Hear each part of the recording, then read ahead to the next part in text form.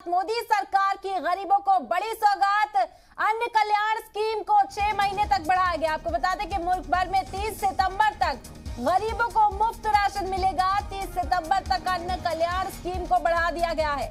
तो बड़ी राहत यहाँ पर गरीबों के लिए मोदी सरकार का बड़ा फैसला सामने आया। अन्न कल्याण स्कीम को 6 महीने तक के लिए बढ़ा दिया गया है, जिससे गरीबों को राहत।